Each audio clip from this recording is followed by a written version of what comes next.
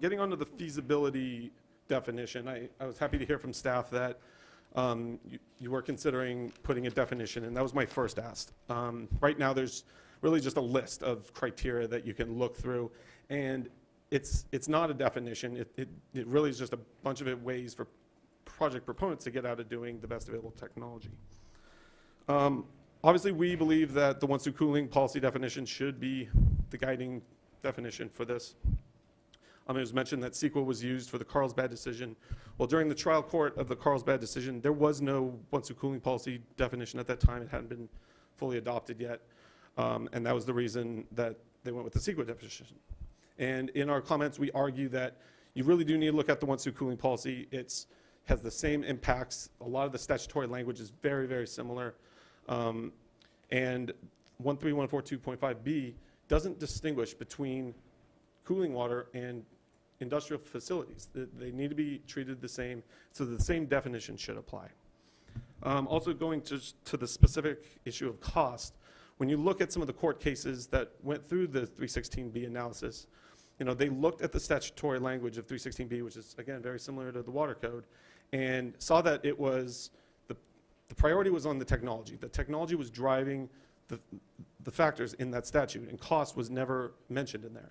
They looked at the legislative history, no mention of cost. And there's no mention of cost in the state's legislative history of 13142.5b.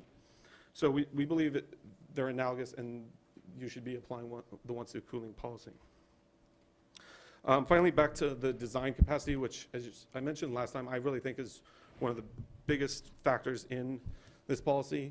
And I mentioned that the design criteria that's in there now really isn't applicable.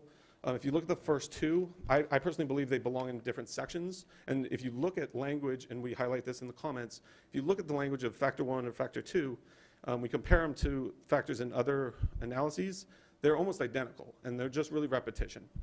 And then the final three are all focused on how to design a diffuser. And that's fine. I think all that, the 3 through 5 factors are great factors, but they do nothing to minimize the intake and mortality of marine life. And very clearly, that's what the statute is requiring here. So when you're done, you're left with what we believe is design capacity. And I know that there's some concern that by limiting the design capacity, you're going to be limiting the local agency's ability to come up with as much water as they need. One idea that I came up with was this idea of you can limit their design capacity to what a subsurface intake can handle at the best available site. And then if they want to increase their capacity beyond that number, then they could use some, as Connor mentioned, use wastewater and commingle it before you do the reverse osmosis. Because seawater it's a public trust right.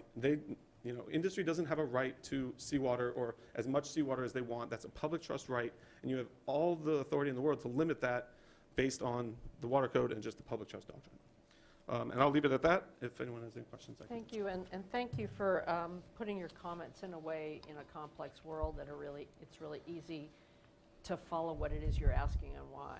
Great, thank you.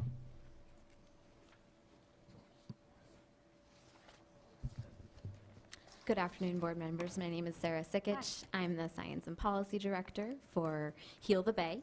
I'd like to just thank you, first of all, for considering this draft policy. It's been in the works for many, many years, and many of those of us in the environmental community have been there alongside, and staff and industry trying to figure out a good solution to a desal policy. We're very excited to see that we've now got a draft and you're considering it. I support the previous comments from Connor and Joe and Sean, and Heal the Bay also believes that subsurface intakes should be deemed as best technology available in this policy. I'd like to focus my comments on two areas. The first is issues with screen technologies, and the second is mitigation. As the draft policy is currently written, we are concerned that if subsurface intakes are not set as best technology available, desal facilities will default to using screen technology. We saw in the presentation that screen technology is the bright, shiny object, but it shouldn't be. Screen should be the last choice, as their efficacy in minimizing marine life mortality is still not proven. Wedge wire screens may reduce impingement and entrainment mortality for juvenile and adult fish to a degree, But as the supplemental environmental document states, these effects are very species and site-specific. Additionally, most of the studies at this point have focused on ichthyoplankton, fish plankton, the larvae, the eggs. But it's imperative that a broader analysis is performed to assess impacts on the diversity of ocean life. Habitats in California are extremely complex. We've spent a lot of resources trying to restore them through marine protected areas, kelp forest restoration, and other measures, and it's very important that this policy seek to protect all species of marine life. We also believe that further analysis is needed on the relationship between mesh size and intake velocity to better understand the efficacy of minimizing impingement through string technology. The supplemental environmental document states that fine mesh screens may help reduce entrainment for some species, but that the impingement may still be an issue for these smaller species. And a safe return of impinged organisms, small marine life, is really important. We are concerned that there will be a shift in impingement from the larger fish to small eggs and larvae with the use of wedge wire screens. There's currently nothing in the draft policy that addresses impingement of these small marine life on the screen technologies. And in the conversation earlier with staff, the assumption that there's no impingement mortality with screen technology, I think, is needing a little bit more evaluation and a little bit more scientific assessment to contribute to that, because I'm not convinced at this point that that's the case. Also related to currents in the conversation with West Basin, I think staff should look into the issue of whether or not ocean currents are actually higher than intake velocity of 0.5 meters per second. I'm pretty sure that that's not the case if you look at the Cal Coffee data. Ocean currents could be much lower than that as well.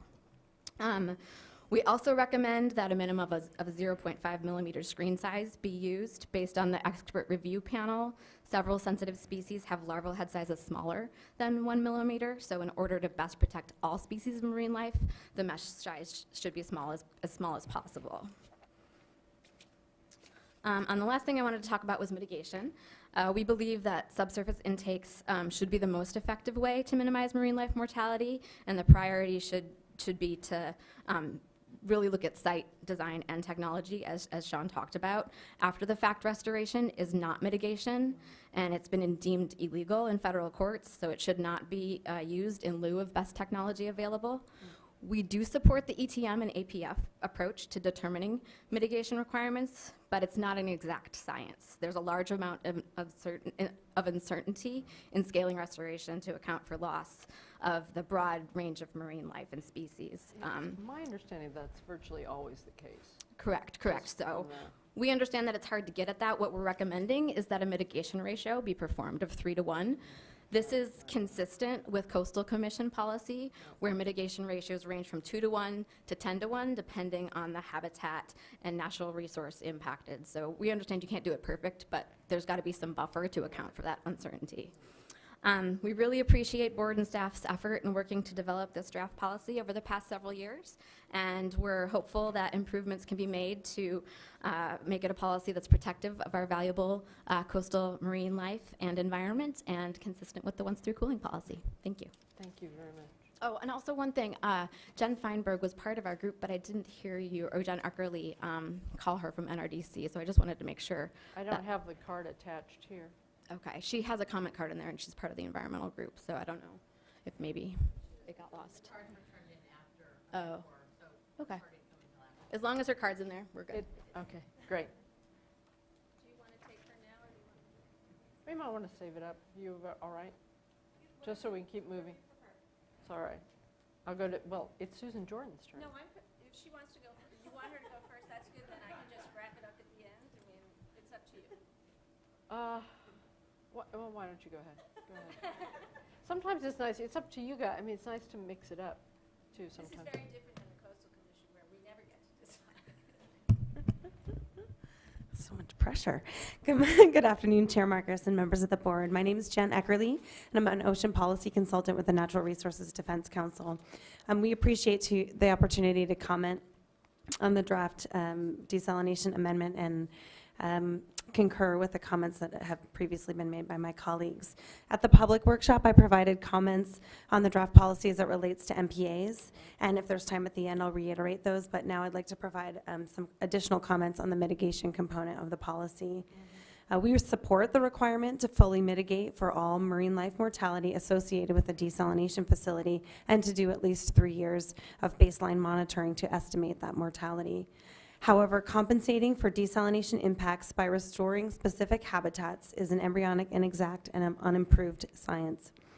The challenge of converting estimates of a sample of the sea life harmed by a project into an area of production foregone, and then restoring sufficient habitat to replace the lost production for the full range of affected species underscores several key points in this policy. First, it's critically important to minimize mortality in the first place by making the best choices about siting, design, and technology, respectively, due to the impossibility of guaranteeing successful replacement of larval production. This is very similar to the comments that Sarah just made. Even a well-designed mitigation plan cannot be counted on to restore the exact species, the quantities of those species, and the ecological functions that surface intake structures can harm. For that reason, we reiterate that subsurface intake technology should be required as the best available technology and not left to best professional judgment on the combination of best site, design, and technology. Second, for impacts that cannot be avoided, despite the use of best siting, design, and technology, respectively, mitigation measures should be designed to replace an acre of production foregone with a significantly greater area of replacement production. As Heal the Bay mentioned, we also recommend a ratio of 3 to 1 or higher to take into account the potential for less than 100% success and the significant uncertainty about how best to accomplish successful mitigation projects involving larval production. Such a ratio will also help account for the fact that desal intakes and discharges may have adverse impacts on the food web or other ecosystem functions that aren't captured in measurements of larval mortality. And as Sarah mentioned, the Coastal Commission has in the past used a range of ratios, including 4 to 1 for wetland mitigation, to account for the uncertainty and difficulty of replicating natural systems with their full array of ecosystem function and benefits. A similar rationale should apply in this case, where the track record of previous success is even more limited than that of wetlands mitigation. We support the policy's inclusion of a broad list of potential mitigation projects, along with clear performance and performance standard and measurement requirements. A broad list may help provide flexibility needed to increase the prospects of a successful mix of restoration projects to fully replace all forms of marine life lost to intake. The board should also include a preference for mitigation projects in the geographic vicinity of the proposed project to help match replacement production as closely as possible to marine life losses. It will be important to consider that productivity of the restoration project is not within a source water body, which may increase entrainment and reduce the replacement value of the restoration project. Finally, the amendment authorizes agencies to conduct audits and inspections of any mitigation project, but provides no guidance as to what steps those agencies can take to address problems or inadequacies they may find. We urge the State Board to add such steps, including at a minimum, actions to correct flaws in the project pursuant to the adaptive management portion of the mitigation plan, use of the audit findings to inform periodic reviews of waste discharge requirements and NPDES permits, authority to open a permit at any time to ensure compliance as provided in the OTC policy, and other actions as needed. We'd like to thank staff and the board for your hard work and look forward to continued coordination on this policy as it moves towards adoption. Thank you. Thank you. And then Susan Jordan, Director, California Coastal Protection Network. Hi, again, Susan Jordan, the Director of the California Coastal Protection Network.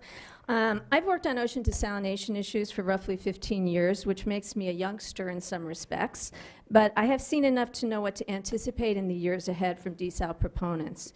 We all know that ocean desalination is part of California's long-term water supply portfolio, whether we like it or not. The question is not whether we will have desal, it is how we do it, or more precisely, what we will require of those who seek to build desalination facilities that utilize what I consider to be a public trust resource that belongs to everyone, and that's the ocean. This board had the foresight and the courage to phase out once-through cooling in California over the loud objections of both the power industry and the desalination proponents who had banked their business plans on utilizing destructive open ocean intakes. The industry said they could not afford to do it, that it would kill their businesses, that it was too burdensome, it was infeasible. Nonetheless, this board stood its ground, and the phase-out of these open ocean intakes is well underway, and everyone's still standing as far as I can tell. So I guess it was feasible after all. The desalination proponents have known this policy was underway for many years. But most, not all, but most have not changed course to design plants that use subsurface intakes, which we all know are the best available technology for minimizing adverse impacts to marine resources, and you should have all received a letter from the Coastal Commission reaffirming their position supporting subsurface intakes as the preferred alternative. The most obvious examples here is the Poseidon projects. This is a private for-profit company that is in the process of building Carlsbad and hopes to replicate that open ocean intake design at Huntington Beach, even though as a result of Coastal Commission deliberations, they're doing subsurface studies after the fact, I should point out. It's important to note that Poseidon and the San Diego County Water Authority were both aware that the permit for Carlsbad was a temporary one and that they might be required to make modifications once this ocean plan amendment was adopted. When the County Water Authority and Poseidon were asked in a New York Times article what they would do if they were required to do subsurface intakes, their response was that they had accounted for this, and I quote, eventuality in their financial planning. And in fact, there is a clause that allows for a significant 30% increase in order to do that. But we all know that Poseidon and others are going to fight tooth and nail to limit their expenses and maximize their profits. This is just a business, and that's not a pejorative statement. But it's this board's responsibility to make sure that the profit margin does not come at an exorbitant price to our marine resources, including California's recently established network of marine protected areas. And that means strict standards requiring subsurface intakes and brine diffusers. We also know that the companies will try and game the system. This is just natural behavior. They will supersize their facilities and then claim that subsurface intakes are infeasible. When Poseidon sized Carlsbad and Huntington Beach, they selected a throughput number of 50 MGD and co-location with existing power plant open ocean intakes. But San Diego and Orange County could not be more different in terms of water supply. Orange County is flush with groundwater and has a vigorous recycling program. Now, Poseidon may be able to convince a weak water district to sign up to buy their supply, but that does not equate to documented need. They are not at the end of the straw. So this board needs to be careful how it defines what is feasible and what is infeasible, because that alone could be a loophole that clever attorneys can drive a Mack truck through. The environmental community has worked very hard to identify the changes that should be made to tighten up this policy, and I urge you to adopt them. Greater clarity from the outset will help regional boards and applicants make the right decisions, and proponents will be less likely to start down a false path of attempting to get around the regulations. In closing, the challenge here for you is that once these ocean desalination facilities start to operate and communities become dependent on them, it is likely that they will operate in perpetuity. As such, this board's actions will determine whether or not the health of our marine resources is maintained over the long term as more and more of these facilities are built. Tough love is always hard at the start, but clarity and determination will ensure that California once again is the leader in technology and protection of the environment. The Carlsbad facility, in my mind, is an unfortunate reminder of what happens when decisions are rushed through in a time of drought and the political pressure is intense. I was there, I lived through it, I saw it. But that's the past, this is the future, and this time we have to get it right. Thank you very much. Thank you very much. All right. The next is, okay, San Diego County Water Authority, the Bob and Ken Show. But do you guys want to take a break before or after? We don't have a million more cards. We do probably have about 8 to 10. Whenever the board's preference. My preference, if you don't mind, is we take a very short break. People go look at the sky, photosynthesize something, come back refreshed, so that we're not tired as we listen hard. It seems like a natural break. So 10 minutes only, though, so don't go far.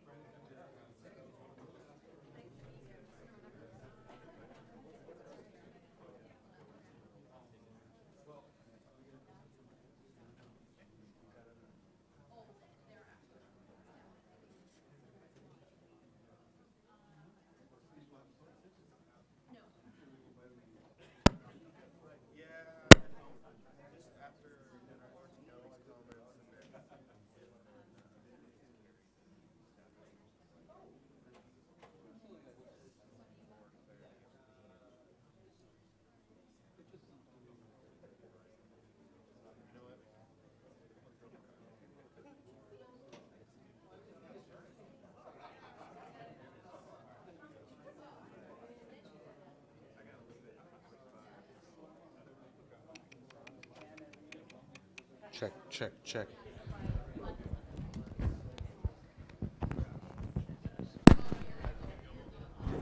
Check, check, 1, 2.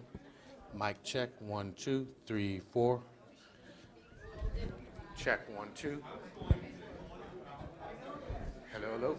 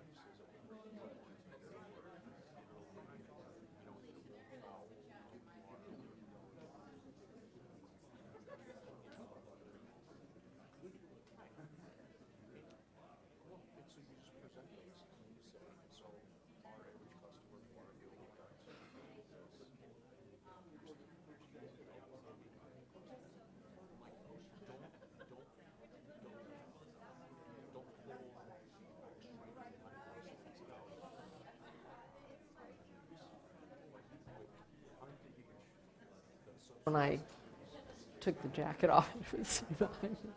All right. We'll be starting up in just a minute or two. Test 1, 2, 3, 4. That's kind of replicant-like. It's not replicant, it's something else. It's like, which, is it V? It was a V that they had that weird voice? I'm counting on you, Marlis. Help me with these. My voice, I was in harmony with myself. We were trying to figure out which sci-fi character it was. How, is that better? If I turn this way, I'm further from it. But if I turn, this sounds, yeah, I'm not harmonizing with myself now, so I think I'm all right. Sigourney Weaver. Still an echo? Oh, are you listening online? No. Oh. I can hear it. Now I hear an echo.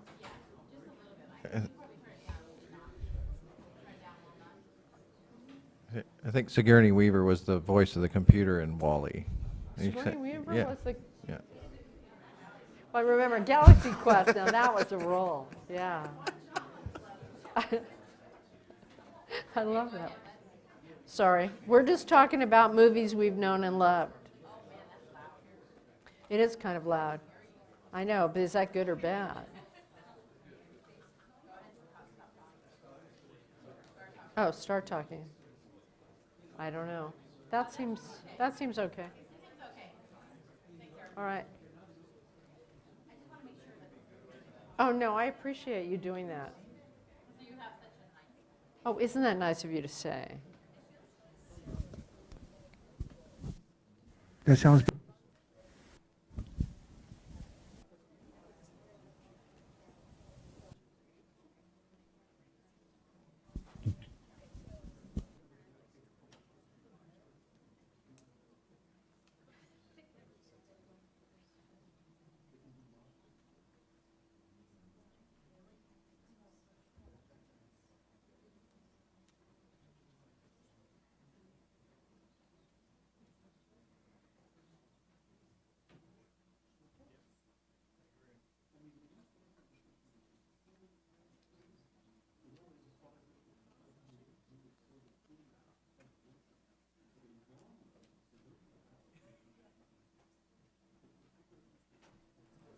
We're reconvening. It's now 3:25. And our next speaker is going to be Ken Weinberg from the San Diego County Water Authority, followed by Bob Yamada, also from the Water Authority. Thank you for your patience. Did you all plan to have, at the workshop, you had more proponents go first and then environmental activists? This time it was sort of flipped around. I don't know if you all planned that, but. The time has gone by quickly.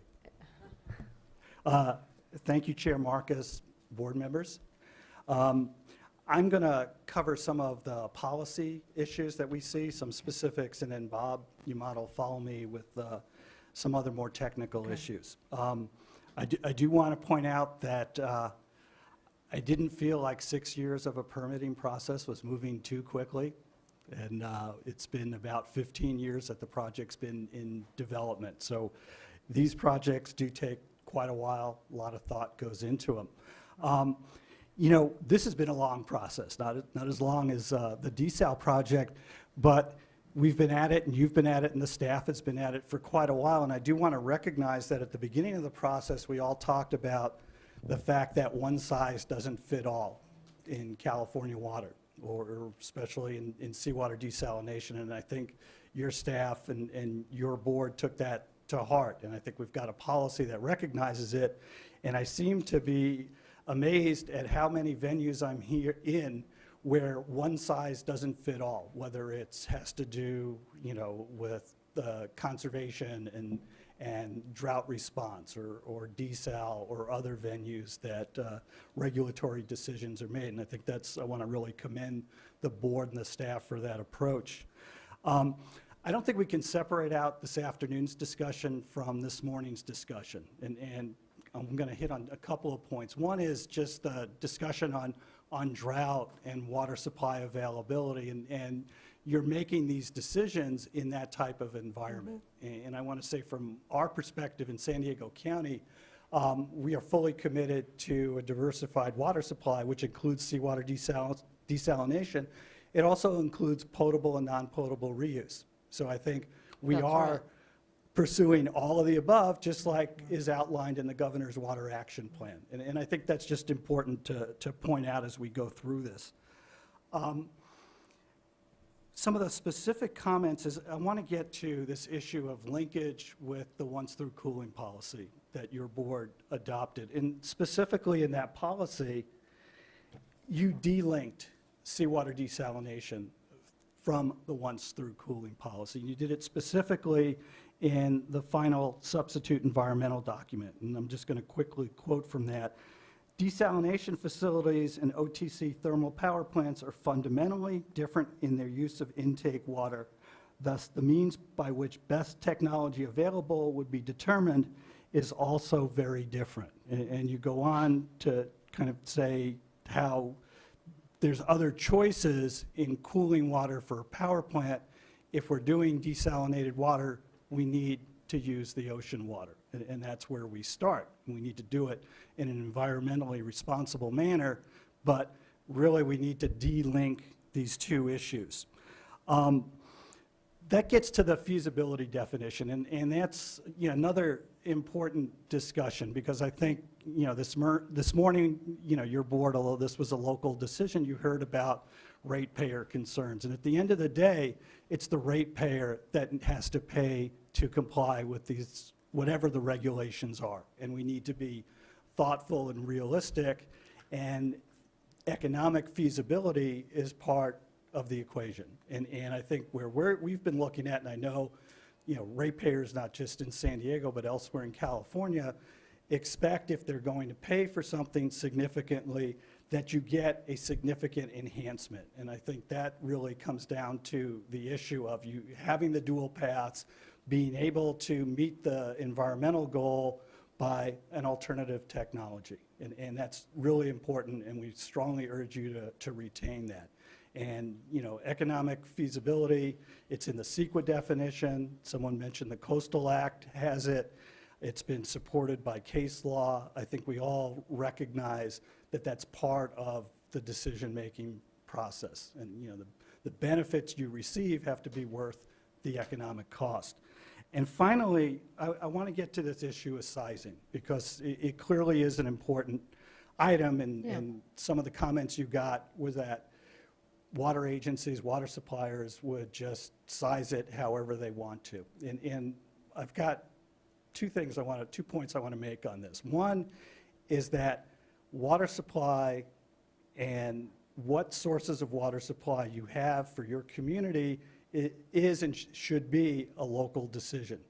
But the state of California has put in place checks and balances to make sure that those decisions are responsible. One is the Urban Water Management Plan, and that's what all of us urban suppliers do every 5 years, and we analyze our supply mix. But we're also required under legislation, under the Urban Water Management Plan Act, to analyze water conservation, to analyze water recycling, to look at opportunities for desalination, the all of the above approach. So there's not something where you just say, I'm going to do as much seawater desal as I can without looking at these other things.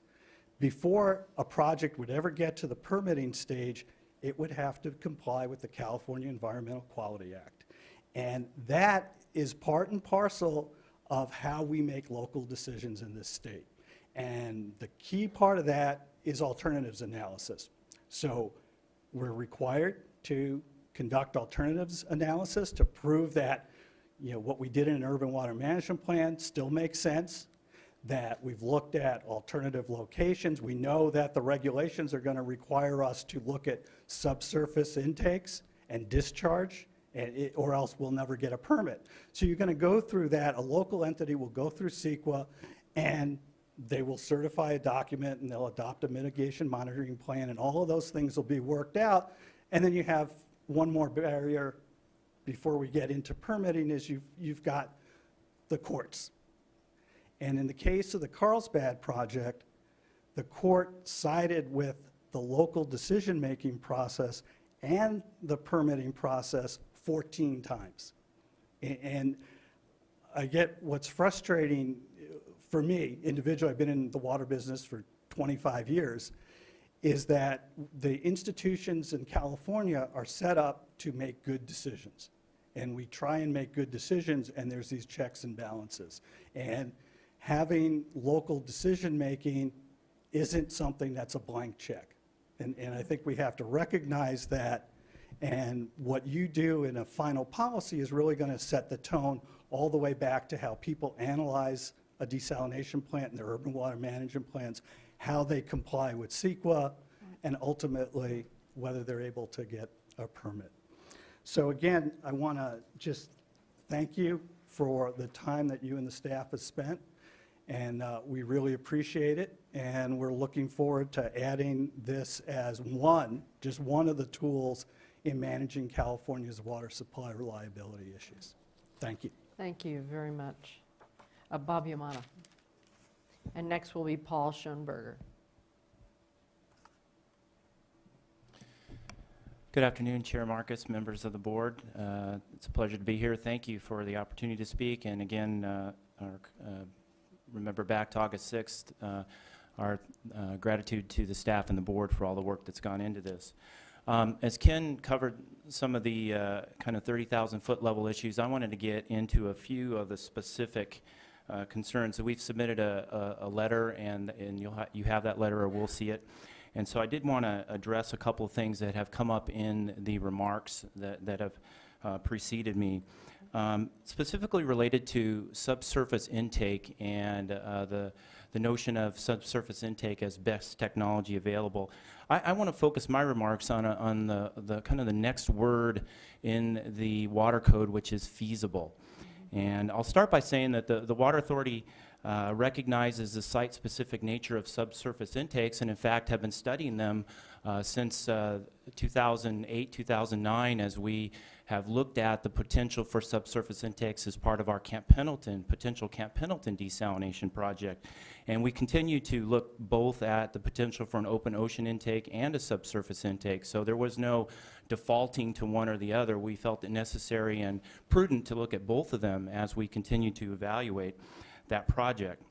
But the point I want to make here is that subsurface, all the surveys and the investigations that we've done to date have not ruled out subsurface intake, and we'll continue to evaluate it. But it really does point out that there is a lot of uncertainty remaining.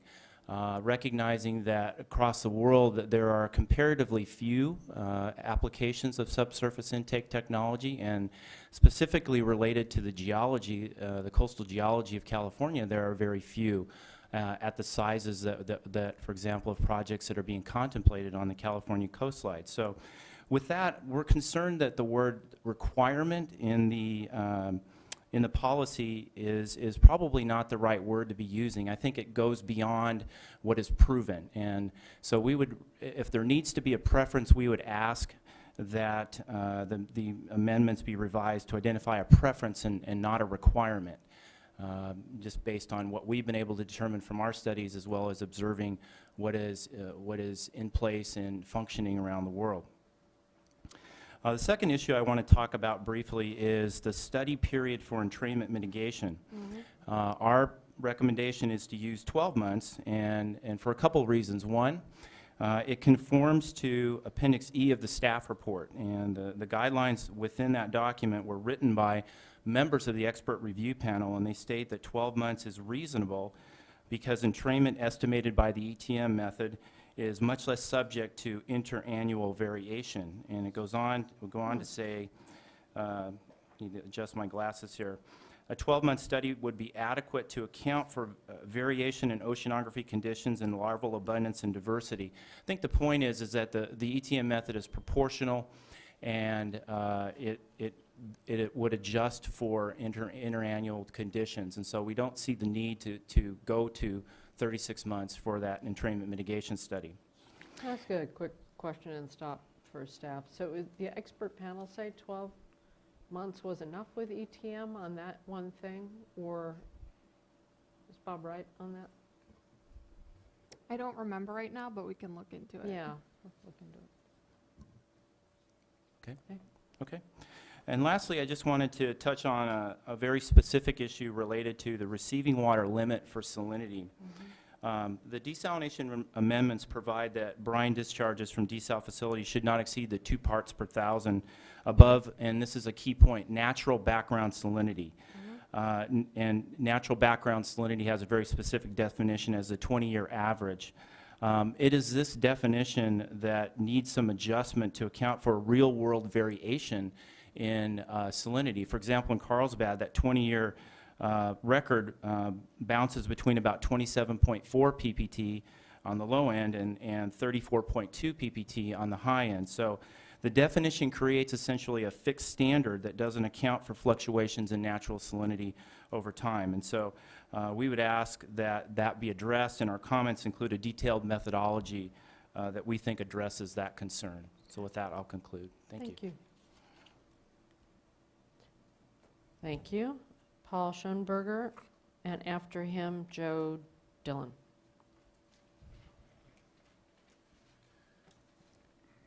Madam Chair, members of the board, thank you very much for this opportunity to comment. Nice to see you It's again. been a great process with lots of workshops and chances for input, and it has culminated in a very impressive document that staff has put out. So I want to thank you for all your efforts and everything.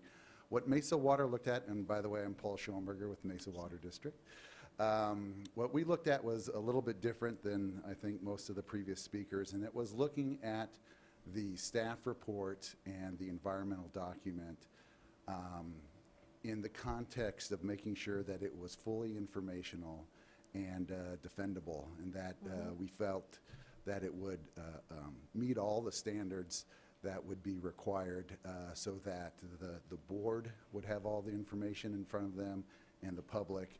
And when you do that, I think you get very good decisions when they're fully informed. So as good as the document is, we believe that there needs to be modifications in order to bring it up to the very high standard that is required. And, you know, basically, any kind of project, what you need is a really clear definition of what it is and the impacts of what you're proposing and reasonable alternatives. And so, you know, I've heard this morning Santa Barbara's not sure if they're covered or not, and Pat Chen with their discharge. And, you know, there are other issues with the project definition that make it unclear. It's not really until Section 8 that you start getting the sense of what is being, or Section 8 until you get a sense of what is being proposed. So the project definition really needs to be very solid, so, and have terms that are defined so that people know exactly what we're proposing. And then the impacts of what's being proposed need to be very, very clear also. And there in our letter, which we have submitted yesterday, there are numerous areas that are not covered in, you know, impacts to benthic and onshore issues that are not covered for the proposed action. So, and then also all the reasonable alternatives, and we've submitted that there are additional reasonable alternatives that could be thrown out. So our purpose is, I'm here to talk in support of the document, and you know, what we're interested in is a decision as soon as possible that is fully informative and fully defendable, so that we can implement them and have certainty with these regulations as soon as possible. Unfortunately, we feel, and I think once you read our letter, you might agree that bolstering the good work that's been done already and resubmitting it is probably necessary. Okay. So those are our comments that we respectfully submit. Thank you. Thank you. Well, look. Next, Joe Dillon from NOAA's National Marine Fisheries Service, followed by Ron Davis. Hello. Good afternoon, Chairman Marcus, members of the board. We submitted a letter today, I think by the noon deadline, but I'll give you just a couple of highlights. As well as, you should think of these comments as preliminary comments, because I would remind you that your EPA approval is probably going to trigger an ESA consultation unless you put language in there that means you won't impact black abalone and pinto abalone if they get listed, and will definitely trigger an EFH consultation under the Magnuson-Stevens Fishery Conservation Management Act. So we can talk about that a little bit later. We support alternative 1 in the desal policy because it it minimizes the long-term impacts to NIMS trust resources. We recognize that there could be some increased construction impacts due to this subsurface intake development, but let's be realistic. Nobody's going to permit somebody to go rip out a rocky reef to put in one of these facilities. So we're mostly talking about digging in sand. If the neo drains are all they sound that they are, then maybe we won't even be really working at the ocean surface after all, or I mean the benthic surface after all. I would also like to point out that NIMS has screening guidelines out where we recommend a through screen velocity of 0.33 feet. Now this is for fingerling sized salmonids in tidal areas, so you're not going to have fingerling sized salmonids in the ocean. Fish and Wildlife Service has a screening criteria of 0.2 feet per second, of a through screen criteria of 0.2 for delta smelt areas. So if your policy is going to cover potential facilities in estuaries, particularly in the delta, then there's going to be lower screening through screen velocities required there. These guidelines do indicate, though, that there are fish that are weaker swimmers and will not be necessarily protected by the 0.5 through screen criteria that is being proposed. We reviewed City of Santa Cruz, Soquel Creek Water District's proposed facility last year before they pulled it, and they were proposing a screen with a through screen criteria of 0.33. Through screen criteria, you know, the pump is its size, you increase the surface area of the screen, you reduce the through screen criteria. So we would recommend lowering that. If you end up going with your preferred alternative number 2. Sorry, I'm not a very smooth public speaker. Let's do it. Although I don't know how many, I like the language in here. I don't know how many screens you're going to see when the language says, if subsurface intakes are not feasible, the Regional Water Board may approve, et cetera, et cetera. So, you know, it's definitely set up that they're going to have to show, people are going to have to show that they can't use a subscreen, a subsurface intake. I'd also like to comment as far as slots openings. Your 2012 expert review panel report on intakes that is repeatedly referenced in your draft desal policy compiled data. You could see Appendix 3, Table 1 as an example, showing numerous fish eggs and larvae of several important commercial species that need a 0.5 to not be entrained. A 1 millimeter screen would entrain eggs of northern anchovy, Dover sole, English sole, sad